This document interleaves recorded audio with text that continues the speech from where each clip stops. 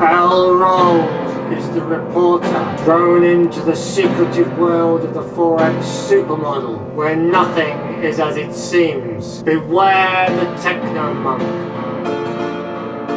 and steer clear of Professor Code and his two assistants. Give the senior trader a wide berth, and don't expect any sense from the risk manager.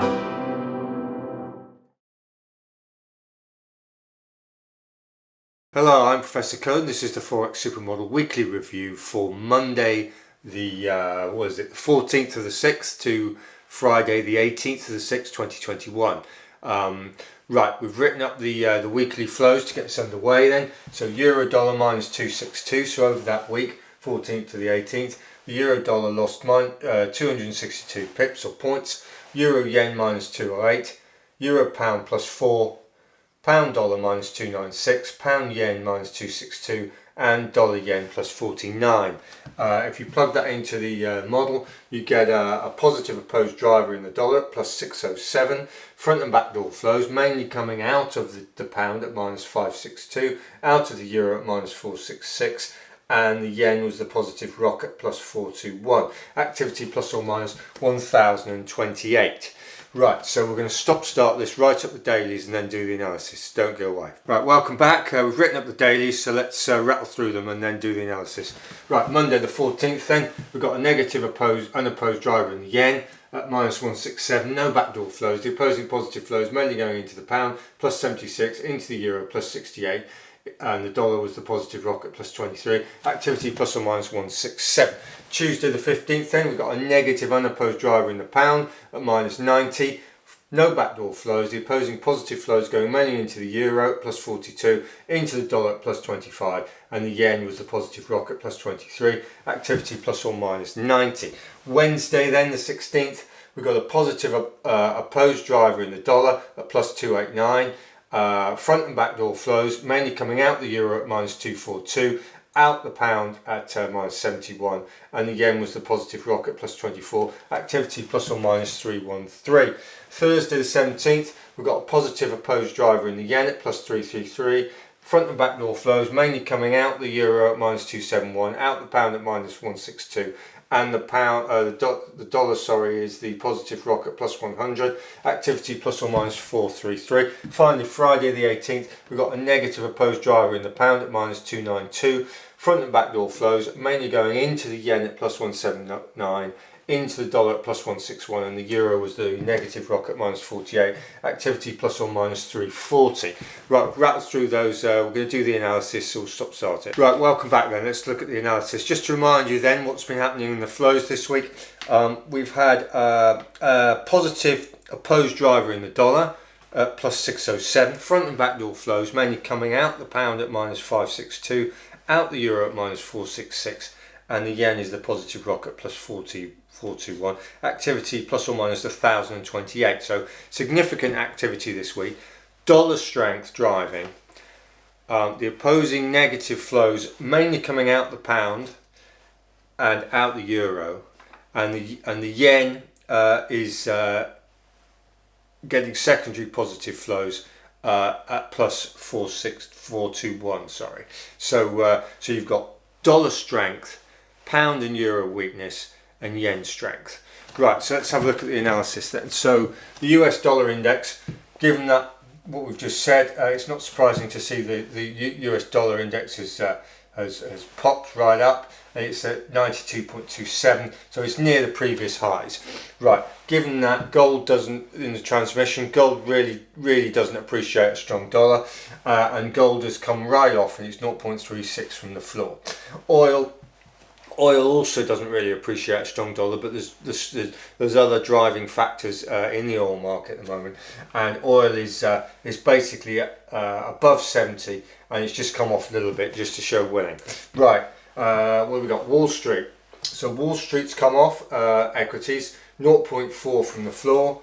The S&P's come off 0.36 from the high, so the S&P's more resilient than Wall Street, and the tech has, after it's finally broken, it's come back to its resistance of that break, and it's there. So the tech is thinking about it.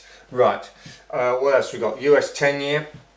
US 10-year. We had this massive rise in price, fall in yields. Then we had this fall in price, which was a massive rise in yields due to the Fed changing stance, arguably, or noise. And then the price has come up about halfway, 0.55 from the floor, slightly more. So yields are coming off again. So we've got this very erratic bond market action, and the bund has basically the price of the bund has started to come up. It's 0.33 from the high. So the bund price is quite high. So yields are relatively weak in the bond. But you've got this interaction between the US and the 10-year and the bund. Right, copper. Copper has had a right pasting. Commodities have just run for the hills, and it's near the previous low. And US steel is soft as well, 0.3 from the floor. So we'll just have a look at the final analysis. We'll get rid of this. Our trades, obviously the short dollar end of it has been under pressure because of the way the flows have gone, and we've obviously taken the hit that side, but we've made up for it on the short New Zealand end. So we're short the dollar USD against the euro, the pound, and the AUD, and we're short the NZD against the euro, the pound, the CAD, and the AUD. Now, so and we're about plus prox 3,900 points profit from a peak of 6,500, which was a while ago now. Right. So obviously, shorting the dollar into the Fed is a tough game, and we are long euro dollar, long pound dollars, and long AUD dollar all got a good pasting. They got both barrels basically. The pound particularly got this rise in the COVID infection rate in the UK, and it also got the EU dripping about the Northern Ireland border protocol, and so it got more than both barrels. It got sort of two 12 gauges basically. Anyway, so that was that end of it. So those trades all came off quite significantly, but the short New Zealand dollars actually started to behave as we imagined. New Zealand dollar out of favour, and the main beneficiaries were the euro, the pound, the CAD, and the AUD. Now, so far so good. What's going to happen next week? Basically, we've got the China rates decision early Monday, Monday the 21st, and we've got ECB Lagarde's speech on that. So we've got a quiet day today, but we've got lots of speeches, and once the China rates decision is out of the way, Tuesday we've got Fed's Chair Powell testifies. And the Bank of Japan monetary policy meeting. So the first 2 days of next week are basically central bank with a bit of China thrown in. So bear in mind the fragile nature of the markets at the moment. The central bankers are either going to try and calm things down, or they're going to try and rub it in. So take your pick on that one. Now, it's the normal stance for the market is they like to rub it in. So I would imagine these positions to, I would imagine the long dollar positions to improve. So this end, our end of the game should deteriorate, and we're probably going to go more risk off. They'll probably punch copper right down through the lows, etc. Ready for the big takeoff. Because remember, in July, China has got its 100-year anniversary. We've been banging on about this scenario for a while. These sort of overall global activity, whilst it's stalled, is ready to be kicked off again. So we still think all that's in play. We're happy with our positions. as happy as you can be on the dollar short side, and so we're just going to carry on. Now,